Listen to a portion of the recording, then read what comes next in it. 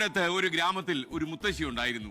എപ്പോഴും വളരെ ചിരിച്ച മുഖത്തോടെ കാണുന്ന മുത്തശ്ശി എല്ലാവർക്കും വലിയ ഇഷ്ടമായിരുന്നു.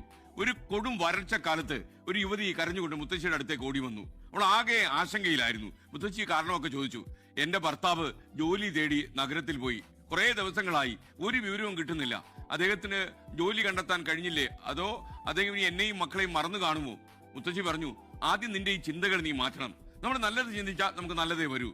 നിനക്ക് നല്ല ആരോഗ്യമില്ലേ? ജോലി ചെയ്ത് നീ നിന്റെ മക്കളെ വളർത്തണം. രാവിലെ ഉണരുമ്പോ കണ്ണാടി നോക്കി നന്നായിട്ടൊന്ന് ചിരിക്കണം. ആ യുവതി തിരിച്ചുപോയി. എന്നിട്ട് മുത്തശ്ശി പറഞ്ഞതുപോലെ ചെയ്യാൻ തുടങ്ങി. കണ്ണാടിയിൽ നോക്കി ചിരിക്കാൻ തുടങ്ങി. അപ്പോ അങ്ങനെ സന്തോഷകരമായ ജീവിതം പതുക്കെ പതുക്കെ അങ്ങനെ പച്ചപിടിക്കാൻ തുടങ്ങി. കുറച്ചു മാസങ്ങൾക്കുള്ളിൽ അവളുടെ ജീവിതം ആകെ മാറി മറിഞ്ഞു. ജോലി ചെയ്ത് മക്കൾക്ക് നല്ല ഭക്ഷണവും നല്ല വസ്ത്രവും വാങ്ങിക്കൊടുത്തു.